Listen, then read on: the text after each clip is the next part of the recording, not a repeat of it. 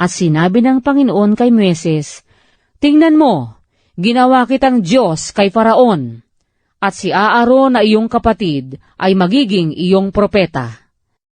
Iyong sasalitain lahat ang aking iniuutos sa iyo, at sasalitain kay Faraon ni Aaron na iyong kapatid, upang kanyang pahintulutang ang mga anak ni Israel ay lumabas sa kanyang lupain. At aking papagmamatigasin ang puso ni Faraon, at aking pararamihin ang aking mga tanda, at ang aking mga kababalaghan sa lupain ng Ehipto.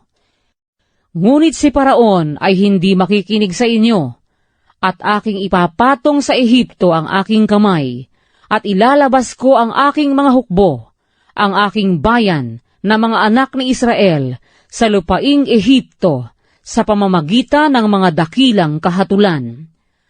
At malalaman ng mga taga-Ehipto na ako ang Panginoon pagka iniyunat ko sa Ehipto ang aking kamay, at pagka inilabas ko ang mga anak ni Israel sa gitna nila." At ginawang gayon ni Moises at ni Aaron, kung paanong iniyutos ng Panginoon sa kanila, ay gayon ginawa nila.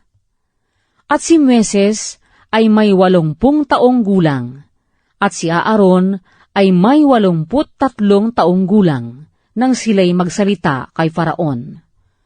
At nagsalita ang Panginoon kay Moises at kay Aaron na sinasabi, "Pagsasalita ni Faraon sa inyo, na sasabihin, magpakita kayo ng isang kababalaghan sa ganang inyo, ay iyong ngang sasabihin kay Aaron, kunin mo ang iyong tungkod at ihagis mo sa harap ni Faraon na magiging isang ahas." At si Moises at si Aaron ay naparoon kay Faraon, at kanilang ginawang gayon, gaya ng iniutos ng Panginoon. At inihagis ni Aaron ang kanyang tungkod sa harap ni Faraon, at sa harap ng kanyang mga lingkod, at naging ahas.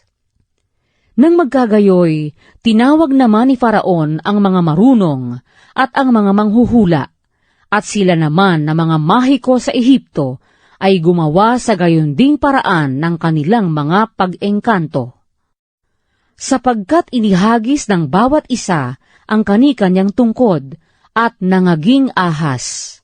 Ngunit nilamon ng tungkod ni Aaron ang mga tungkod nila.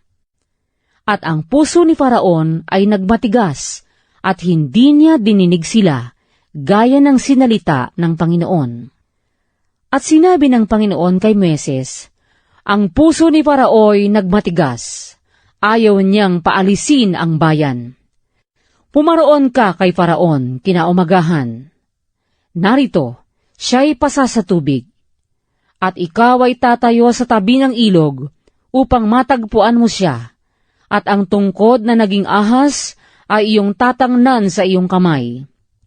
At iyong sasabihin sa kanya, sinugo ako sa iyo ng Panginoon, ng Diyos ng mga Ebreo, na sinasabi, pahintulutan mong ang aking bayan ay yumaon, upang sila'y makapaglingkod sa akin sa ilang.